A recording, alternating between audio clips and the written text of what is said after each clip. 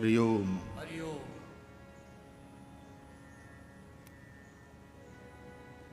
ભગવાનની કથા, ભગવાનની ચર્ચા એ જ જીવનને સુખ શાંતિ અને આનંદથી ભરનાર છે. સૂરજ નથી હોતો ત્યારે રાત હોય છે, પણ સૂરજ નથી હોતો એવું નથી, એ તો 12 મહિના છે, 24 કલાક છે. પણ અંધારું કેમ થાય છે પૃથ્વી ઉપર કે એ ભાગ સૂરજથી વિમુખ થઈ જાય છે. સૂરજની સન્મુખ છે ત્યાં પ્રકાશ છે, ત્યાં દિવસ છે. પૃથ્વીનો જે ભાગ સૂરજથી વિમુખ થાય ત્યાં અંધારું છે, રાત છે. એમ જીવ પરમાત્માથી વિમુખ થાય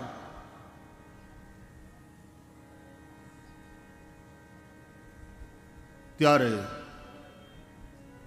મોહરૂપી રાત્રિ સંસાર જેમાં એક સ્વપ્ન તરીકે દેખાય. માણસ સૂઈ જાય, અજ્ઞાનનું ઘોર અંધારું હોય.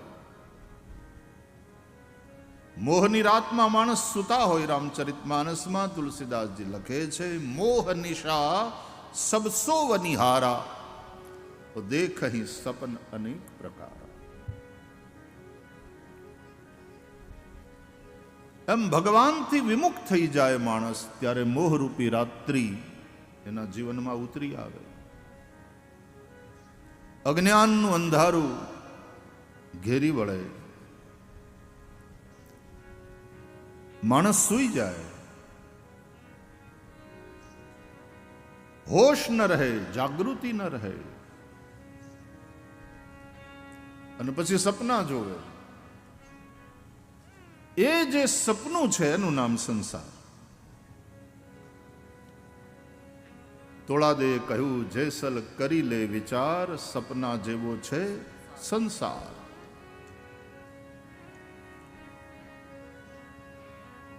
જ્ઞાની સંતોએ કહ્યું, સંસાર કો સ્વપ્નવત જાનો.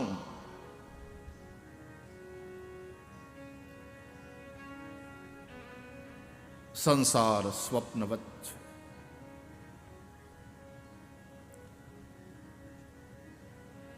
જે તૂટી જાય એ સપનું.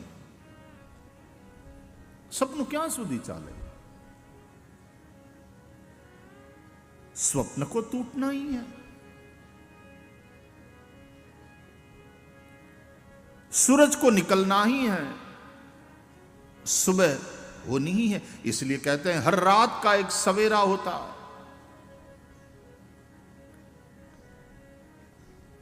जेवा पाछा अपने सूर्यनी सन्मुख थईए, पृथ्वी आम फरे छे ने, એટલે જેવા આપણે સૂર્યની સન્મુખ થઈએ એટલે વળી પાછી હવાર પડે. રામચરિતમાનસમાં એક બહુ સરસ સંકેત છે કે જ્યારે ભગવાન રામનો વનવાસ થયો, રામજીની સાથે સીતાજી અને લક્ષ્મણજી નીકળ્યા અયોધ્યા છોડીને. તમસાના કિનારા સુધી તો ઘણા બધા અયોધ્યાના લોકોએ પ્રભુની પીછો કર્યો અને ભગવાનની સાથે સાથે રહ્યા. અમે પણ વનમાં આવીશું, અમારે અયોધ્યામાં નથી રહેવું, અમે વનમાં રહીશું, તમારી સાથે રહીશું, વનના દુઃખોને સહન કરીશું. તમસા નદીના કિનારે રાત્રે બધા જ્યારે સૂતા હતા ત્યારે ભગવાન રામે અયોધ્યાના મહામંત્રી સુમંતજી જે રથ લઈને સાથે આવ્યા હતા એને અનુરોધ કર્યો કે સુમંતજી તમે અત્યારે રથ તૈયાર કરો, રાતો રાત નીકળી જવું છે, નહીં તો અયોધ્યાના લોકો સાથે સાથે આવશે. હું એનો પ્રેમ સમજુ છું, એનો ભાવ સમજુ છું, પણ આ વાત બરાબર નથી. આ બધા સૌ પોતપોતાનો સંસાર લઈને બેઠા છે, એ લોકો જંગલમાં રહે, કષ્ટ સહન કરે એ ઉચિત નથી. એટલે અયોધ્યાના લોકોને ત્યાં સૂતા મૂકી અને શ્રી રામ રથ ઉપર સવાર થઈ, આમ જરાય અવાજ ન થાય એમ રથ તૈયાર કરી સીતારામ લક્ષ્મણ, અને રથ ચલાવે છે સુમંતજી. રાતોરાત નીકળી ગયા.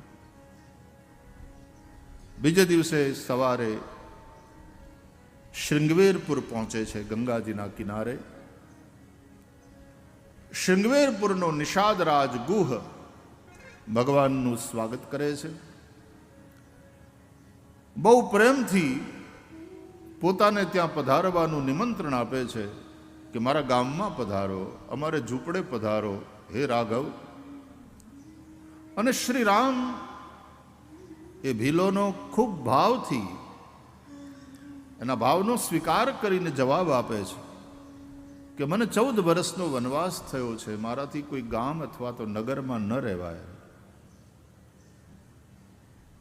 ગુહ કહે છે કે એટલા અમારા દુર્ભાગ્ય કે આપ અહીંયા આવ્યા અમારા ગામ સુધી, અને અમારા ઘરમાં તમારી પધરામણી નથી થતી, ગામમાં તમારા હામૈયા અમે નથી કરી શકતા. તો પ્રભુ એક વિનંતી છે કે ગામની બહાર ગંગાને કાંઠે આ સિસંપ વૃક્ષની નીચે એક દીતો રોકાઓ, એક દીતો અહીંયા ઉતારો કરો. ભગવાન એ વાતને સ્વીકારે છે. એક રાત્રિ વિશ્રામ શૃંગવેરપુર, એ ભીલોનું ગામડું, એ ગામની બહાર ગંગાને કાંઠે સિસંપ વૃક્ષની નીચે ભગવાન ઉતારો કરે છે, ત્યાં રહે છે.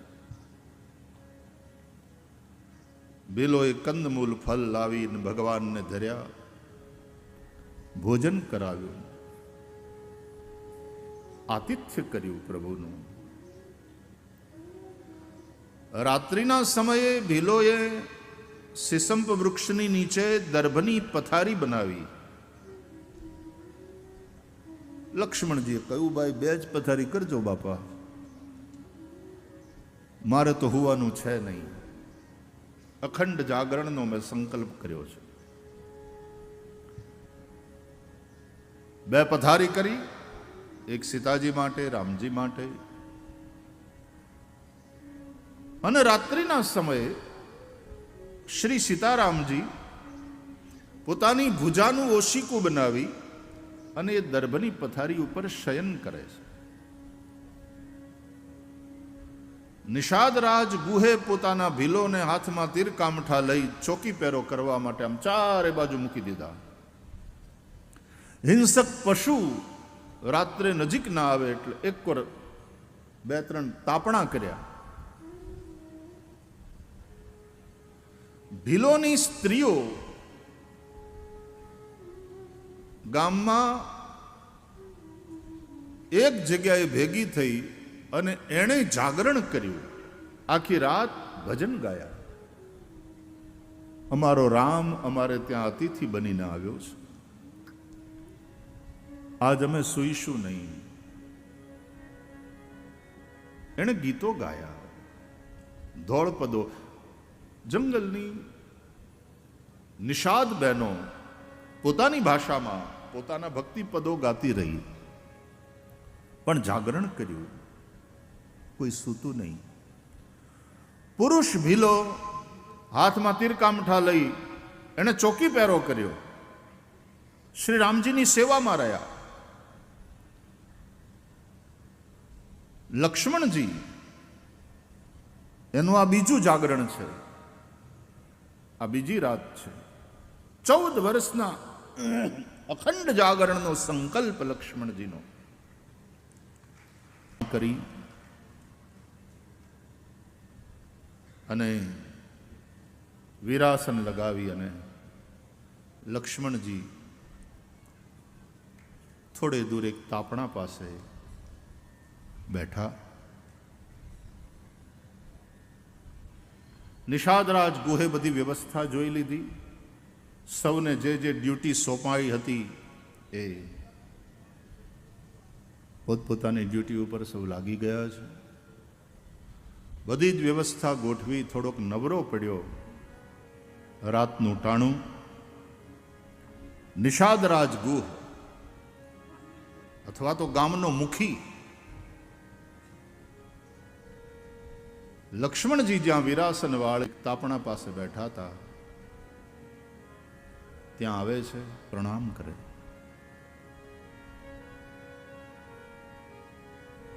લક્ષ્મણજી, તમે થોડી વાર આરામ કરો ને બાપા, અમે જાગીએ છીએ.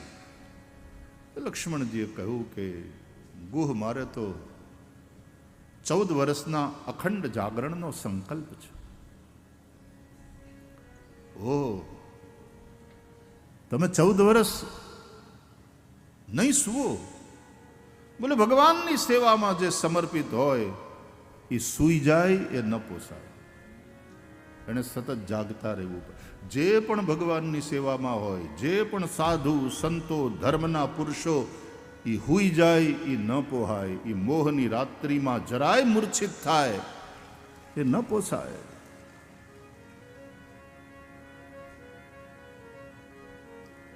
એને જાગતા રહેવાનું છે, અને જાગતા રહેજોની આલબેલ પુકારવાની છે. તસ્માત જાગૃહી જાગૃહી ઉત્તિષ્ઠત જાગ્રત પ્રાપ્ય વરાન નિબોધત. હકીકતમાં રામચરિતમાનસ અનુસાર જે જાગેલો છે એ જ જોગી.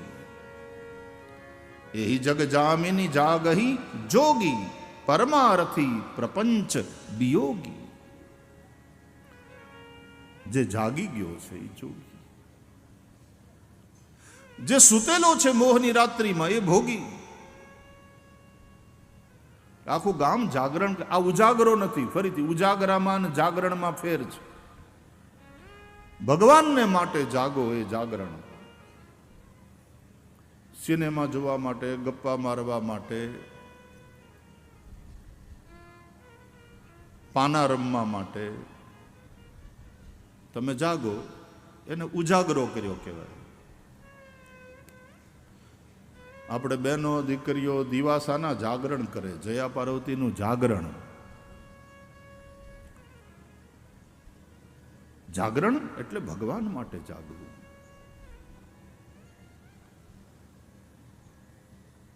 ઘણા બહેનોનું નામ હોય જાગૃતિ, પણ કાયમ ભૂતી હોય.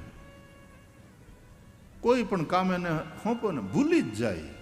એ ભૂલાઈ ગયો તો નામ તારું જાગૃતિ, અને આટલી હૂતેલી એવી ભૂલકણી હોય. અને દરેક કામમાં ભૂલ એનાથી થાય થાય થાય. ગમે એટલું માં ટોકે, ગમે એટલું સાસુ સમજાવે, પણ નામ હોય જાગૃતિ.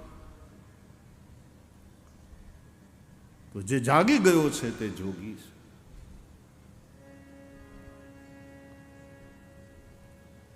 લક્ષ્મણજીએ કહ્યું કે જે પ્રભુની સેવામાં હોય એને જાગતા રહેવાનું હોય. એ સૂઈ જાય એ ન ચાલે.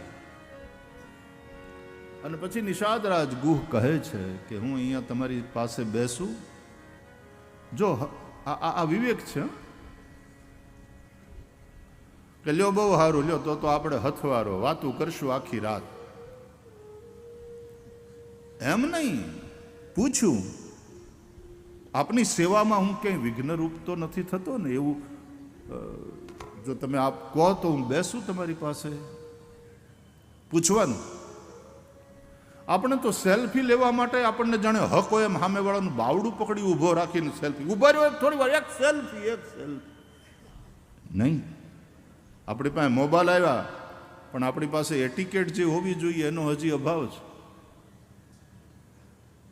વિદેશોમાં એ વસ્તુ છે. Can we have one photograph with you please? પૂછે પહેલા, એક સેલ્ફી લઈ શકાય? આવું પૂછે. આ વિવેક છે, બરાબર છે. બાવડા જાલી કોઈને ઊભા રાખીને પરાણે સેલ્ફી લઈએ એવો આપણને અધિકાર નથી. એક એટિકેટ, એક વિવેક એ તો હોવો જોઈએ. અમારા નરેશભાઈ, આપણા ઉદ્ઘોષક મહોદય વારંવાર અહીંયાથી કહે છે કે ભાઈ જેના નામ લેવામાં આવે, બોલાવવામાં આવે, કૃપા કરીને એ જ મંચ ઉપર આવો. આ ગામનો ચોરો નથી. આ વ્યાસપીઠ છે, એની એક શિસ્ત હોય, એની એક મર્યાદા હોય.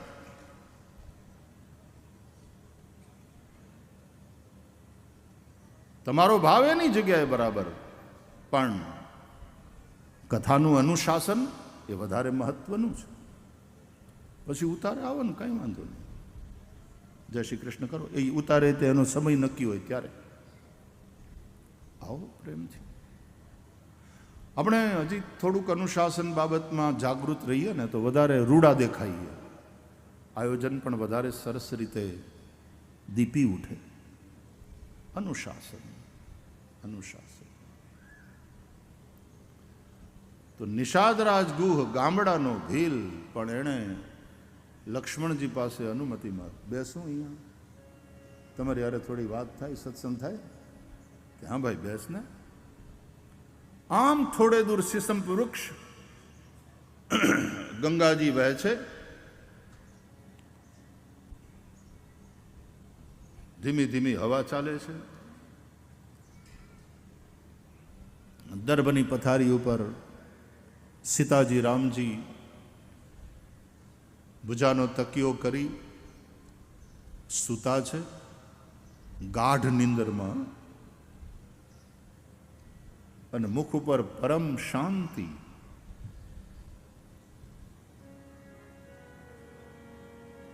એ તરફ જોયું ને એટલે ગુહ રડી પડ્યો. લક્ષ્મણજીને કહે કે એક વાત કહું, અમે ગામડાના માણસો, અભણ માણસો, અમારી પાસે પૈસોય નહીં, આમ અમે અભાવમાં જીવીએ છીએ, પણ શહેરના લોકો જેટલા અમે કઠોર ન થઈ શકીએ. સીતારામજી સામે આમ હાથ કરીને કહે કે આનો હું વાંક, પણ આમનો શું અપરાધ કે અયોધ્યાએ એને ધક્કો દઈ દીધો ને વનમાં મોકલ્યા. બહુ દુઃખી થયો ગુહ, એની આંખમાં આંસુ આવી ગયા. આગલી રાતે તમસાને કિનારે લક્ષ્મણજી રડતા હતા, અને નિષાદરાજ ગુહે સુમંતજી એને છાના રાખેલા. આજે નિષાદરાજ ગુહ રડે છે ગંગાને કિનારે. લક્ષ્મણજી એને આશ્વાસન આપે છે, કહે છે કે ગુહ, તે પ્રભુને કોઈ દિવસ અયોધ્યાના રાજમહેલના શયનખંડમાં સૂતેલા જોયા છે? એટલે ગુહે કહ્યું કે અમારા ભાગ્યમાં તો અયોધ્યાની યાત્રા હજી નથી, તો અયોધ્યા જોઈ નથી. ત્યાં અયોધ્યાનો રાજમહેલ, ને રાજમહેલનો એ પાછો બહારથી જોવા મળે તો મળે, પણ અંદર એમાં ભગવાનનો શયનખંડ, ત્યાં સુધી પહોંચવાનું એ તો અમારા ભાગ્યમાં ન જોઈ ને બાપા. અને એમાં એ શયનખંડમાં સૂતેલા પ્રભુનું દર્શન એ તો દુર્લભ. લક્ષ્મણજીએ કહ્યું, મેં તો જોયા છે, ભગવાનના ચરણ સેવાનો અધિકાર મને મળ્યો છે. પ્રભુ જ્યારે રાજમહેલના શયનખંડમાં સૂતા હોય ત્યારે હું ચરણ સેવા કરું છું. પણ એક વાત કહું, અયોધ્યાના રાજમહેલના શયનખંડમાં સૂતેલા ભગવાન રામના મુખારવિંદ ઉપર મેં જે શાંતિ, જે સંતુષ્ટિ જોઈ છે, એ જ શાંતિ, એ જ સંતોષ અત્યારે જ્યારે આ સિસંપના વૃક્ષની નીચે દર્ભના પથારી ઉપર સૂતા છે ત્યારે પણ હું પ્રભુના મુખારવિંદ ઉપર જોઈ રહ્યો છું. એ જ શાંતિ, એ જ સંતોષ. પરિસ્થિતિ બદલાઈ ગઈ, પણ ભગવાનની મનસ્થિતિ નથી બદલાણી. દુખી તો ગુહ તું ને હું છીએ. દુખી અત્યારે અયોધ્યાના લોકો છે, બાકી કોઈ કોઈને સુખી નથી કરતું વાલા, કોઈ કોઈને દુખે નથી આપતું. કાવ ન કો સુખ દુઃખ કર દાતા, નિજ કૃત કર્મ ભોગ સબ ભ્રાતા. અને ત્યાં આ વાત લક્ષ્મણજી કહે છે રામાયણમાં, મોહ નિશા સબ સોવનિહારા,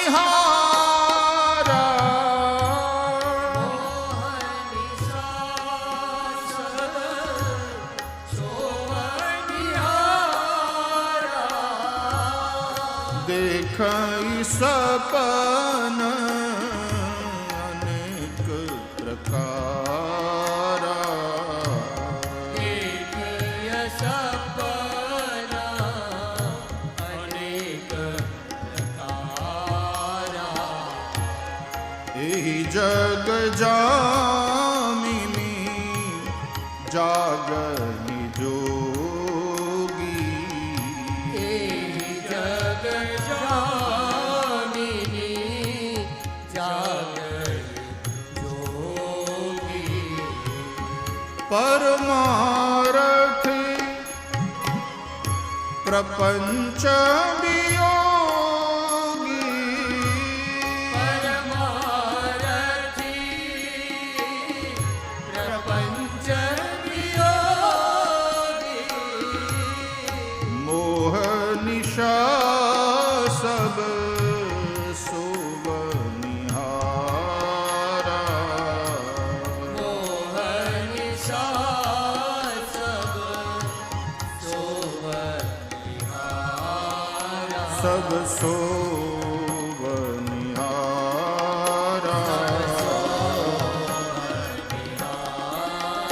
સબ સોવનિહારા.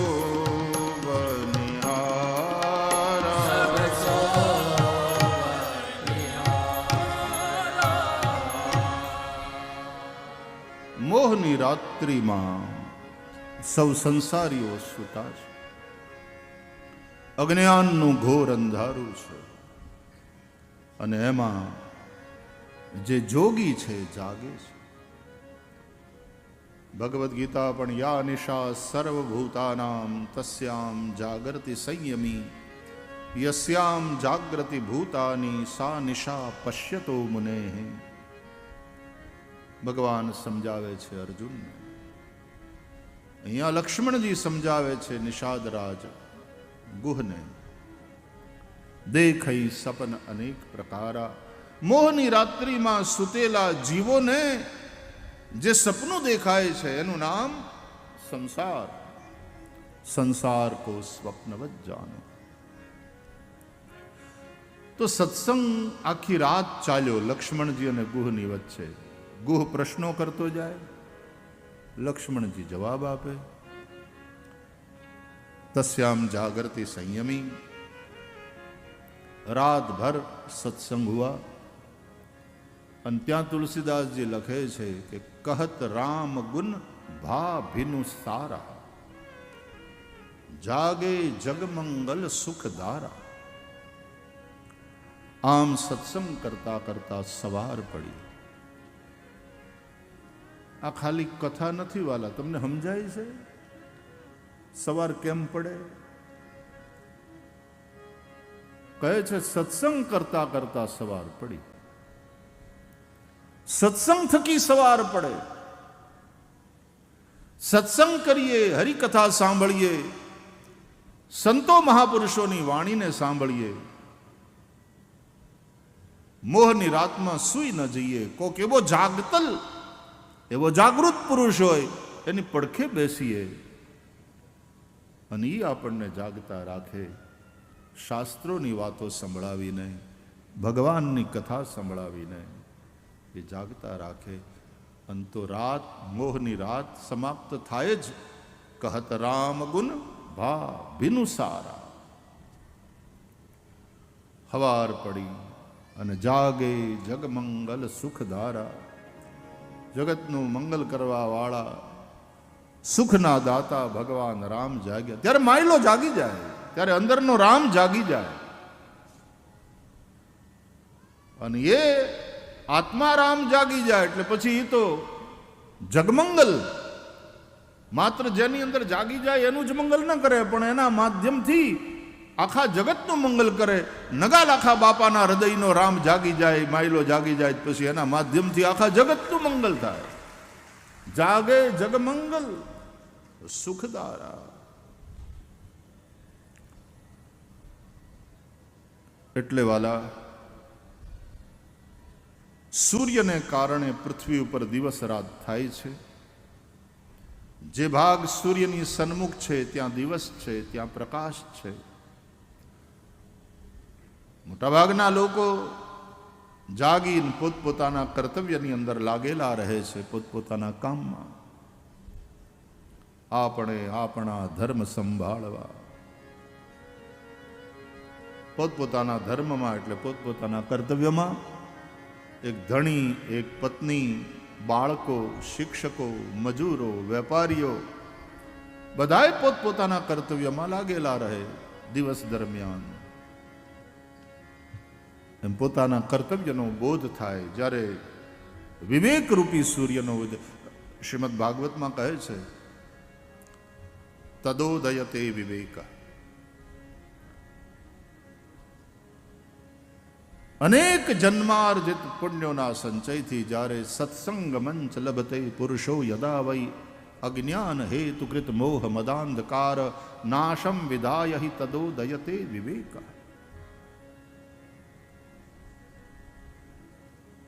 ત્યારે વિવેકરૂપી સૂર્યનો ઉદય થાય, મોહની રાત્રિ મટી જાય, અજ્ઞાન અંધકાર સમાપ્ત થાય, જીવ જાગી જાય. જાગી ગયો એ જોગી. તો સત્સંગ કરતા કરતા સવાર પડશે વાલા. આપણે ભગવાનની સન્મુખ છીએ કે આપણે ભગવાનની વિમુખ? પ્રશ્ન આ જ. માણસો એમ કહેતો ખરા એના દુઃખના સમયમાં કે ભગવાને મોઢું ફેરવી લીધું, એમ બોલી નાખે બરાબર, પણ હકીકત એ છે ભગવાન કોઈ દિવસ કોઈનાથી મોઢું ફેરવતો નથી, ફેરવી શકે નહીં.